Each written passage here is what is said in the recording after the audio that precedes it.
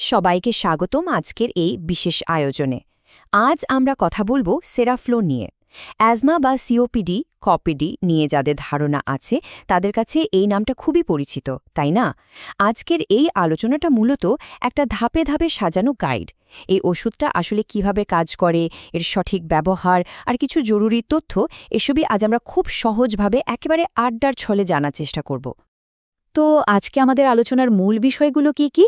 প্রথমে থাকছে সেরাফ্লো পরিচিতি, এরপর দেখব এটা ঠিক কিভাবে কাজ করে, এর মাত্রা এবং ধরন, ইনহেলার ব্যবহারের একেবারে সঠিক নিয়মকানুন, আর সবশেষে এর পার্শ্ব প্রতিক্রিয়া ও সতর্কতা।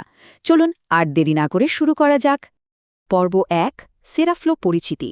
যে কোনো ওষুধ ব্যবহারের আগে এর পেছনের আসল কাজটা কি সেটা পরিষ্কারভাবে বোঝা কিন্তু ভীষণ জরুরি। সেরাফ্লো জিনিসটা আসলে কি? সোজা কথায় বলতে গেলে এটি একটি কম্বিনেশন থেরাপি বা সমন্বিত চিকিৎসা। চিকিৎসকরা সাধারণত তখনই এটা প্রেসক্রাইব করেন যখন সাধারণ কোনো ওষুধ বা শুধু প্রয়োজন অনুযায়ী ব্যবহার করা ইনহেলার দিয়ে শ্বাসকষ্ট ঠিকমতো কন্ট্রোলে রাখা যায় না। ধরুন, এর ভেতরে প্রধানত দুটো উপাদান থাকে, একটা শ্বাসতন্ত্রকে দীর্ঘক্ষণ প্রসারিত রাখতে সাহায্য করে, আর অন্যটা ভেতরের প্রদাহ বা ফোলা ভাবটা একেবারে কমিয়ে আনে। বেশ ইন্টারেস্টিং, তাই না? পর্ব ২, সেরাফ্লো কিভাবে কাজ করে। আচ্ছা, এখানে একটার বদলে দুটো উপাদান কেন ব্যবহার করা হলো? চলুন পেছনের বিজ্ঞানটা একটু সহজ করে বোঝার চেষ্টা করি। এখানে একটা দারুণ ব্যাপার আছে। এই যে দুটো উপাদানের কথা বললাম, এদের কাজটা কিন্তু একে অপরের পরিপূরক। প্রথম উপাদানটার নাম স্যালমোটেরল। একে আমরা বলতে পারি রক্ষাকারী। এর কাজ হল শ্বাসনালীকে প্রসারিত করে বাতাস চলাচলের রাস্তাটা খোলা রাখা, যাতে দীর্ঘক্ষণ আরাম পাওয়া যায়। অন্যদিকে দ্বিতীয় উপাদান ফ্লুটিকাসোন প্রোপিওনেট হল আমাদের নিরাময়কারী। এটা মূলত ফুসফুসের ভেতরের ইনফ্ল্যামেশন বা প্রদাহ কমানোর কাজটা খুব পাওয়ারফুলি করে। এই দুজনের যুগলবন্দিতেই কিন্তু শ্বাসতন্ত্রের একটা কমপ্লিট প্রোটেকশন তৈরি হয়। এই পুরো চিকিৎসার একটা ম্যাজিক নাম্বার আছে, আর সেটা হলো ১২। মানে ১২ ঘন্টার একটা চক্র। ওই যে সালমেট্রল উপাদানটার কথা বললাম না, ওটা শরীরে ঠিক ১২ ঘন্টা পর্যন্ত দারুণভাবে কার্যকর থাকে।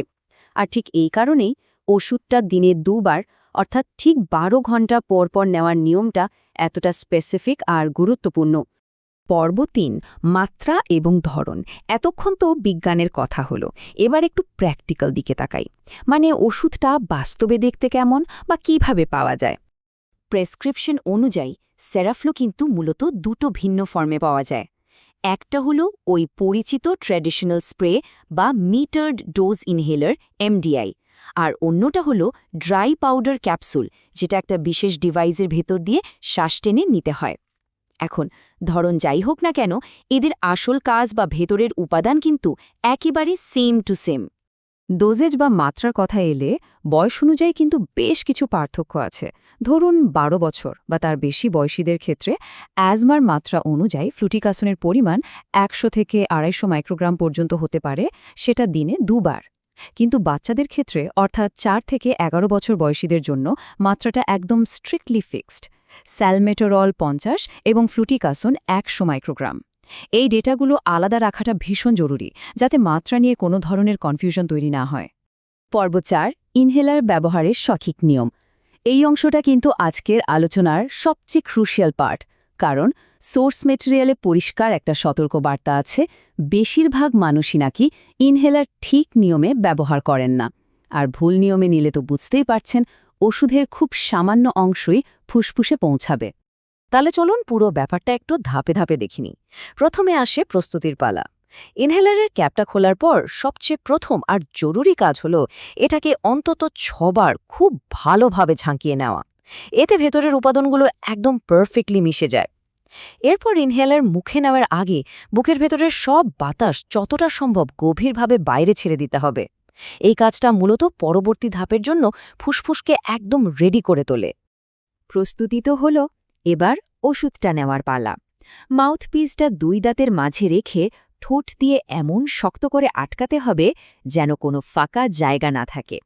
এরপর মুখ দিয়ে গভীরভাবে আর খুব ধীরে ধীরে শ্বাস নিতে শুরু করার ঠিক সাথে সাথেই ক্যানিস্টারের উপর জোরে একটা চাপ দিতে হবে। এখানকার সবচেয়ে ইম্পর্ট্যান্ট ট্রিকটা কি জানেন? ইনহেলারটা মুখ থেকে সরিয়ে অন্তত ১০ সেকেন্ড শ্বাস আটকে রাখা। হ্যাঁ, পুরো 10 সেকেন্ড। এই সময়টুকু দিলে তবেই ওষুধটা ফুসফুসের একদম গভীরে গিয়ে থিতু হওয়ার সুযোগ পায়। একটা খুব চমকপ্রদ তথ্য দিই, অনেকেই হয়তো এটা জানেন না, চিকিৎসকের পরামর্শে যদি একাধিক পাফ নিতে হয় তবে কিন্তু পরপর দ্রুত দুটো পাফ নেওয়া একদমই ঠিক নয়। একটা পাফ নেওয়ার পর পাক্কা 1 মিনিট মানে পুরো 60 সেকেন্ড অপেক্ষা করতে হবে। এরপর ইনহেলারটা আবার ঝাঁকিয়ে আগের ধাপগুলো হুবহু ফলো করতে হবে। সঠিক ডোজ নিশ্চিত করার জন্য এই বিরতিটা কিন্তু মাস্ট। ইনহেলার ঠিকমতো কাজ করার জন্য এর যত্ন নেওয়াটাও ভীষণ দরকার। সপ্তাহে অন্তত একবার এটা পরিষ্কার করতে হবে। এক্ষেত্রে প্লাস্টিকের অংশটা হালকা গরম পানিতে ধোয়া গেলেও ভেতরের মেটাল বা ধাতব ক্যানিস্টারটা কোনোভাবেই পানিতে ভেজানো যাবে না, একদম না। প্লাস্টিকের অংশটা পুরো শুকিয়ে গেলে তারপর ক্যানিস্টারটা আবার লাগিয়ে নিতে হবে। পরিষ্কার রাখলে ওষুধের পথ জ্যাম হয়ে যায় না, আর ওষুধটাও একদম স্মুথলি ফুসফুসে পৌঁছাতে পারে। পর্ব ৫, পার্শ্ব প্রতিক্রিয়া এবং সতর্কতা। যে কোনো চিকিৎসারই তো কিছু সতর্কতা থাকে, তাই না? চলুন সোর্স মেটেরিয়ালের ডেটা থেকে চিকিৎসা বিজ্ঞানেরই সুরক্ষাজনিত দিকগুলো একদম নিরপেক্ষভাবে বিশ্লেষণ করে দেখি। এখানে সবচেয়ে বড় সতর্কতাটা হলো সেরাফ্লো কিন্তু কোনো জাদুর কাঠি নয়। মানে হঠাৎ শ্বাসকষ্ট শুরু হলে সাথে সাথে এটা ম্যাজিকের মতো কাজ করবে না। এটা মূলত একটা প্রতিরোধমূলক থেরাপি, যার শ্বাসকষ্ট যেন না হয় সেই ফিল্টারটা তৈরি করে। তাই হঠাৎ যদি অ্যাটাক হয়, সেই তাৎক্ষণিক উপশমের জন্য একটা ফাস্ট অ্যাক্টিং বা দ্রুত কার্যকর রেস্কিউ ইনহেলার সবসময় কিন্তু হাতের কাছে রাখা উচিত। এখন একটা খুব ক্রিটিক্যাল প্রশ্ন আসতে পারে, এই প্যারাডক্সিক্যাল ব্রঙ্কোস্প্যাজম জিনিসটা আসলে কি? নামটা খটমট হলেও জানাটা জরুরি। এটা খুবই বিরল কিন্তু মারাত্মক একটা অবস্থা। সোজা কথায়, ইনহেলার নেওয়ার ঠিক পরপরই যদি হঠাৎ করে শ্বাসকষ্ট বা বুকে বাঁশির মতো শব্দ প্রচণ্ড বেড়ে যায়, তবে সেটাকেই এই টার্মটা বলা হয়। এমনটা হলে দেরি না করে সাথে সাথে ওই ওষুধের ব্যবহার বন্ধ করে দিতে হবে এবং দ্রুত অল্টারনেটিভ চিকিৎসার ব্যবস্থা করতে হবে। মেডিকেল ডেটা ঘাটলে দেখা যায় দীর্ঘমেয়াদে কর্টিকোস্টেরয়েড বা ফ্লুটিকাসোন ব্যবহারের কিছু সিস্টেমিক প্রভাব থাকতে পারে।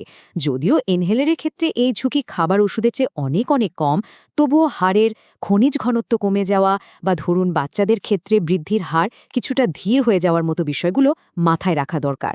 আর হ্যাঁ, গলা বসা বা মুখে ফাঙ্গাল ইনফেকশন, যাকে থ্রাশ বলে, এগুলো কিন্তু খুবই কমন একটা সাইড এফেক্ট। অন্যদিকে ওই যে বিটা-2 অ্যাগোনিস্ট বা ব্রঙ্কোডাইলেটর উপাদানটার কথা বলেছিলাম, সেইটারও কিছু নির্দিষ্ট পার্শ্বপ্রতিক্রিয়া আছে। যেমন ধরুন হাত কাঁপা, বুক ধরফর করা বা হালকা মাথা ব্যথা হতে পারে। তবে ভালো খবরটা হলো, নিয়মিত থেরাপি কন্টিনিউ করলে সময়ের সাথে সাথেই সমস্যাগুলো এমনিতেই কমে আসে।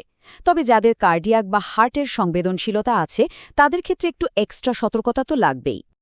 ইনহেলার ব্যবহারের পর একটা ছোট্ট কিন্তু অত্যন্ত পাওয়ারফুল কাজ আছে। ইনহেলার বা পাউডার ক্যাপসুল নেওয়ার পর মুখের ভেতর কিন্তু ওষুধের কিছু স্টেরয়েড কণা থেকেই যায়। তাই প্রতিবার ব্যবহারের পর শুধু একটু সাধারণ পানি দিয়ে ভালো করে কুলকুচি করে মুখ ধুয়ে ফেললেই এই কণাগুলো চলে যায়। আর বিশ্বাস করুন, জাস্ট এই একটা সিম্পল কাজ মুখে ফাঙ্গাল ইনফেকশন বা গলা বসে যাওয়ার ঝুঁকি একদম ম্যাজিকের মতো কমিয়ে দেয়। একেবারে শেষ পর্যায়ে চলে এসছে। যাওয়ার আগে একটা কৌতূহলোদ্দীপক প্রশ্ন দিয়ে শেষ করতে চাই। আচ্ছা, ওষুধটা যদি লক্ষণগুলো একদম পারফেক্টলি দমনই করে রাখে আর রোগীরা যদি নিজেদের পুরোপুরি সুস্থই মনে করেন, তাহলেও কেন এটা প্রতিদিন ব্যবহার করে যেতে হবে? উত্তরটা কিন্তু আমাদের আলোচনার শুরুতেই লুকিয়ে আছে। মনে আছে সেই 12 ঘন্টার চক্রের কথা?